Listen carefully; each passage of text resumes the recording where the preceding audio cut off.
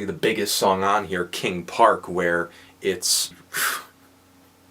King Park by La Dispute is a perfect song. Here's why. What is going on, my mates? Hope everyone's been very well. If you clicked on this video, I'm going to assume that you know who La Dispute is and you've listened to the song King Park, but if for whatever reason you haven't, just click off this video, hit the little pause button, go experience this masterpiece of a song by yourself, and then come back to the video. Ideally, experience it by yourself. So music in and of itself is subjective, but I found some key elements that I feel make up a perfect song, and I believe these are characteristics that most of us can fundamentally agree upon. The perfect song, it connects with people. It causes a reaction. It's memorable. It's crafted well. And finally, it stands the test of time. The track opens with vocalist Jordan Dreyer setting the scene over the crashing of guitars and the banging of drums. Jordan's vocals are so passionately delivered, and despite them being screams, it has this effortless feel to it. Like he just opens up his mouth and it all flows out in such a brash yet smooth manner. Very few frontmen are capable of doing this. Shouted vocals can often feel forced or contrived, but Jordan evades both by delivering his lines in such an authentic, genuine manner. In the 1990s, Michigan was struck by an economic crisis. This made the crime rate skyrocket, resulting in various shootings, one of which occurred at the intersection of Fuller and Franklin in Grand Rapids, Michigan. This is the starting point and the subject matter of this song. The story itself is pretty straightforward. At the intersection of Fuller and Franklin, gunshots were fired from an SUV in an attempt to kill an individual, but the shooter misfired and hit an innocent bystander, a 16-year-old kid that had no association with the shooter. The selling point of this song isn't so much the story, but the way Jordan explores, empathizes, and attempts to imagine the feelings of those involved in the tragedy. He himself desires to experience what the family felt and how traumatizing it must have been for those that witnessed it, as well as the paramedics that had to respond to the scene. This can be seen in lines such as, "I want to see it where I couldn't when it happened. I want to see it all firsthand this time. I want to know what his mother looked like up close. I want to see her leaning over his body. I want to know what the color of the blood was. And finally, I want to be there when the bullet hit." Immediately, we are able to connect with the song, not on the basis of we've had a family member shot and killed, but because right away, Jordan gets us in the frame of mind where we start to get in the head of those involved, and in a way, feel their emotional pain and distress. It's amazing how he's able to make me feel empathy towards people I've never met or let alone heard of, because normally you'd go, yeah, shooting happened, that's of course beyond sad and tragic, but you lack the emotional component that would make you feel sad. In this case, I feel like I somehow have deep ties to this particular family, and I experienced that feeling of loss, not in any way, shape, or form like the family did, but what I'm getting at is Jordan is a master of invoking feelings, and this is just the tip of the iceberg. Towards the latter half of the song, we somehow find ourselves almost feeling sorry for the shooter that killed the young man. It sounds so crazy, feeling sorry for a felon that committed a murder on an innocent 16-year-old kid. Trust me, I know it sounds weird. But we begin asking ourselves questions like, is this guy inherently bad? Does he deserve to die like the kid he accidentally killed? How did he get to this point? What was his home life and family like? Did he even have a chance to begin with? Is this just a product of the environment he was brought up in? And lastly, is he truly sorry, and would he have continued his reckless, selfish behavior had he not been found by the police? These are all very valid questions when we hear these extremely iconic lines. I felt the burden of murder, it shook the earth to the core, felt like the world was collapsing. Then we heard him speak, "Can I still get into heaven if I kill myself? Can I still get into heaven if I kill myself? Can I ever be forgiven because I killed that kid? It was an accident. I swear it wasn't meant for him. If I turn it on me, if I even it out, can I still get in, or will they send me to hell?" I'll never forget hearing that for the very first time. This crescendo at the end of the song is one of the most memorable moments in music that I can personally think of and still hits me to this day. We're able to connect with the track on the basis of feeling empathy toward the characters. It causes a reaction from us, asking ourselves questions about every aspect of the event and the individuals involved. King Park is not only memorable for its subject matter, but for how cohesively the story is told through different perspectives and viewpoints that lead us up to the lines I just mentioned. Can I still get into heaven if I kill myself? Whether or not a song stands the test of time is up to the listener, and I can confidently say that it has for me. Even though in retrospect it hasn't been out for that long, not even 10 years, if a song still makes me feel the emotion in the same way I did when I first heard it, the song passes the test of time for me. For example, in high school, I really loved this pop punk band called the Wonder Years, and don't get me wrong, I still really do enjoy their material, but as I grow older, much of their material doesn't resonate with me like it once did. Don't get me wrong, that doesn't mean I don't care for the music anymore, I just experience it differently. This is the exact opposite for me when I listen to King Park. It still gives me that general feeling that it did the first time I heard it. Of course, it'll never have that initial punch that it did the very first time I heard it, but that just goes for any track. King Park manages to hit the nail on the head for all the key elements that make up a perfect song according to the parameters I said at the beginning of this video. It's an extremely memorable song that connects with people on an emotional level, almost tricking your brain into thinking that all these events happen to you or you personally know the people involved. My favorite part about this song, besides the song itself of course, is showing it to someone for the first time, because whether they love it or hate it, you'll get a strong reaction from the individual you present it to. Between Jordan's expertly crafted lyrics and outstanding storytelling abilities accompanied by compelling musicianship from each member of the band, it's safe to say that this song has and will stand the test of time. And I plan on listening to it for years to come. Maybe not like